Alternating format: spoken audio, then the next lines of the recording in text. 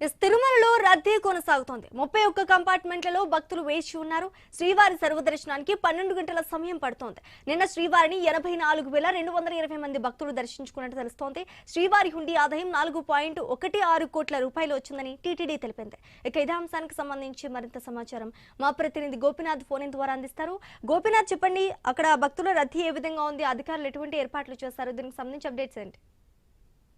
అంటే గత నెల రోజుల నుంచి కూడా శ్రీవారి దర్శనానికి భక్తులు పెద్ద ఎత్తున తరలి వస్తున్నారు. స్వామివారి దర్శనానికి ప్రతిరోజు కూడా గంటల సమయం పీరియడ్ లో వేచి ఉంటున్న పరిస్థితి అయితే ప్రస్తుతానికి ఇంకా కూడా, ఎందుకంటే ఇంకా 10వ తారీఖు 12వ తారీఖు నుంచి కూడా స్కూల్స్ అన్ని కూడా ఓపెన్ అవుతాయి కాబట్టి అప్పటి వరకు కూడా ఈ రద్దీ కొనసాగుతుందంటూ కూడా ఇప్పటికే టీటీడీ అధికారులు అంచనా వేయడం జరిగింది.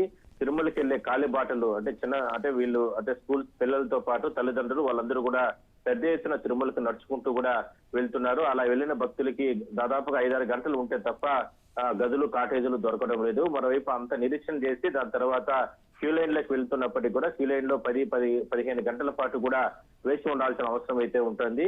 అయితే రోజంతా ఉంటే తప్ప శ్రీవారి దర్శనం దొరకడం లేదు. ప్రతిరోజు 80 నుంచి 90 వేల మంది వరకు కూడా స్వామివారి దర్శనానికి అనుమతిస్తున్నప్పటికీ కూడా క్యూ లైన్లు సర్వదర్శన క్యూ లైన్లతో పాటు విఐపీలకు ఇప్పటికే కూడా ఈ ప్రోటోకాల్ లో ఉన్న వారికి మాత్రమే అవకాశం కల్పిస్తున్నారు. మిగతా సిఫారసు లేఖలన్నింటినీ కూడా రద్దు చేయడం జరిగింది.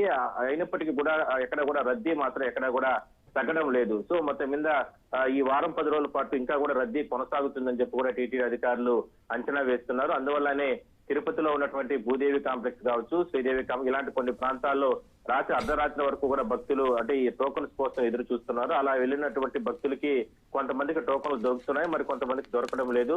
అయినప్పటికీ కూడా టీటీడీకి సంబంధించి తిరుమలకు వచ్చిన భక్తులకి కొన్ని రకాల చర్యలు తీసుకుని ఎండ తీవ్రత ఎక్కువగా ఉంటుంది. అందువల్ల ఈ చలువు పందిలు ఇవన్నీ కూడా ఏర్పాటు చేశారు. ఈ మధ్యగా క్యూ లైన్ లో అన్నప్రసాదాలు వీటన్నిటిని కూడా ఎప్పటికప్పుడు పంపిణీ చేస్తూ స్వామి దర్శనానికి వస్తున్నట్టు వాళ్ళకి కొన్ని రకాల ఏర్పాట్లు చేయడం జరిగింది. సో మొత్తం మీద ఇంకొక వారం రోజుల పాటు మాత్రం ఇంకా కూడా ఈ రద్దీ అనేది కొనసాగుతుంది.